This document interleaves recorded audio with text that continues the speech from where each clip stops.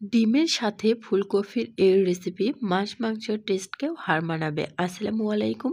ফুলকপি দিয়ে ডিমের একটা রেসিপি করব, খেতে কিন্তু দারুণ টেস্টি। তো প্রথমেই কপিগুলোকে আমি একটু বড় সাইজ করে কেটে নিয়েছি, তারপর খুব ভালো করে পরিষ্কার করে একটা সসপ্যানে কপিগুলোকে উঠিয়ে নিয়েছি। তারপর আমি এখানে দিয়ে দিচ্ছি সামান্য পরিমাণ হলুদের গুঁড়ো এবং মরিচের গুঁড়ো, সাথে একটুখানি লবণ। খুব ভালো করে কপির সাথে মেখে নিচ্ছি। মাখানো হয়ে গেলে চুলায় একটা প্যান বসিয়ে দিয়েছি। প্যানটা গরম হয়ে আসলে সেখানে আমি অ্যাড করে দিচ্ছি তেল। তেলটা গরম হয়ে আসলে এখন আমি কফিগুলোকে দিয়ে দিচ্ছি। সমস্ত কফিগুলোকে আমি দিয়ে দিব। তো কফিগুলো দেওয়া হয়ে গেছে। 2 মিনিটের মতো নেড়েচেড়ে হালকা লালচে কালার করে ভেজে নেব। এটা কফির যে একটা কাঁচা গন্ধ সেটা কিন্তু দূর হবে, আর রান্নার পর খেতে কিন্তু দারুণ টেস্ট হবে। সবগুলো কফি দেওয়ার পর আমার এই 3টা বেঁচে গিয়েছিল। তারপর এই কফিটা এবং সাথে আমি 5টি বড় সাইজের আলু মাঝখান থেকে এক ফালি করে কেটে সেগুলোকেও একটু হলুদ মাখিয়ে ভেজে নিচ্ছি। 2 মিনিটের মতো আলুটাকেও নেড়েচেড়ে ভেজে তারপর আমি উঠিয়ে নিচ্ছি। সমস্ত আলুগুলো উঠিয়ে নেওয়া হয়ে গেলে আমি এখানে আবারও একটুখানি তেল দিয়ে দিচ্ছি। দিয়ে এখন আমি অ্যাড করে দিচ্ছি ডিম। দিয়ে দিচ্ছি সামান্য একটু হলুদ গুঁড়ো। এর ফলে কিন্তু ডিমটা ভাজার পর কালারটা সুন্দর আসবে, দেখতে ভালো লাগবে। তো এবার নেড়েচেড়ে ডিমটাকেও ভেজে নিচ্ছি।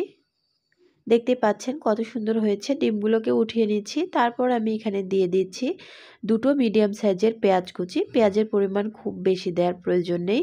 সাথে আবারও একটুখানি তেল অ্যাড করে দিলাম।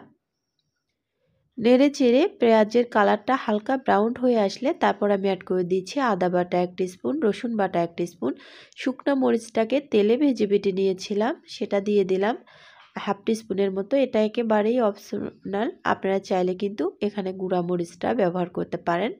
তারপর আমি 1/2 কাপ পানি দিয়ে 1/2 টিস্পুন হলুদের গুঁড়ো, 1/2 টিস্পুন মরিচের গুঁড়ো, 1/2 টিস্পুন ধনিয়া এবং জিরের গুঁড়ো আর সাথে স্বাদ মতো লবণ দিয়ে দিলাম। 3টা তেজপাতা, 2 টুকরো দারুচিনি, 2টো সাদা এলাচি আর লবঙ্গ 2টি দেওয়ার পর খুব ভালো করে মশলাটাকে কষিয়ে আমি দিয়ে দিচ্ছি একটা টমেটো। টমেটোটা দেওয়ার পর আবারও খুব ভালো করে নেড়েচেড়ে মশলাটাকে কষিয়ে নিচ্ছি। এক কথায় মশলাটাকে খুব ভালো করে কষিয়ে নিতে হবে। কষানো হয়ে গেলে এখানে আমি ভাজা যে কফি আর আলুটা ছিল সেটা দিয়ে দিচ্ছি। এবার মশলার সাথে কফি আর আলুটাকে খুব ভালো করে নেড়েচেড়ে মিশিয়ে দিচ্ছি। এই রান্নাটা কিন্তু যত ভালো করে কষাবেন খেতে কিন্তু দারুণ টেস্ট হবে, তত ভালো। চাইলে এই পর্যায়ে নেড়েচেড়ে কিন্তু আপনারা একেবারে রান্নার যে ঝোলটা দিতে পারেন, কিন্তু আমি তা দিব না। আধা কাপের মতো পানি দিয়ে আমি আবারও একটুখানি কষিয়ে নিব। এতে করে কিন্তু রান্নাটা খেতে দ্বিগুণ টেস্ট হবে। তো কিছুক্ষণ পর ঢাকনা দিয়ে আমি আবারও খুব ভালো করে নেড়েচেড়ে এটাকে কষিয়ে নেব যতক্ষণ পর্যন্ত না সমস্ত পানি শুকিয়ে আসছে। দেখতে পাচ্ছেন পানিটা কিন্তু শুকিয়ে আসছে আর মশলা থেকে কিন্তু তেলটা ছেড়ে দিয়েছে। এ পর্যায়ে আমি রান্নার জন্য ঝোল দিয়ে দিব। আপনারা চাইলে কিন্তু ঝোলের পরিমাণটা বাড়িয়ে কমিয়ে দিতে পারেন। আর যেহেতু ভালোভাবে এটাকে কষিয়ে নেওয়া হয়েছে, ঝোলের পরিমাণটা বাড়িয়ে দিলেও খেতে ভালো লাগবে আর কমিয়ে দিলেও কিন্তু খেতে ভালো লাগবে। তারপর আমি ডিমগুলোকে অ্যাড করে দিলাম। অ্যাড করে দেওয়ার পর কিছুক্ষণ রান্না করার পর আমি এখানে কাঁচামরিচ দিয়ে দিচ্ছি। আবারও ঢাকনা দিয়ে 1 মিনিটের মতো ঢেকে তারপর আমি ঢাকনাটা খুলে এখানে ভাজা জিরের গুঁড়ো অ্যাড করে দিচ্ছি। ভাজা জিরের গুঁড়োটা দেওয়ার ফলে কিন্তু টেস্টটা ভালো আসবে। কিছুক্ষণ নেড়েচেড়ে রান্নাটা দেখতেই পাচ্ছেন হয়ে গেছে। এ পর্যায়ে আমি এখানে দিয়ে দিব ধনিয়া পাতা। রেসিপিটা ভালো লাগলে অবশ্যই আমার চ্যানেলটিকে সাবস্ক্রাইব করে নোটিফিকেশন অন করবেন।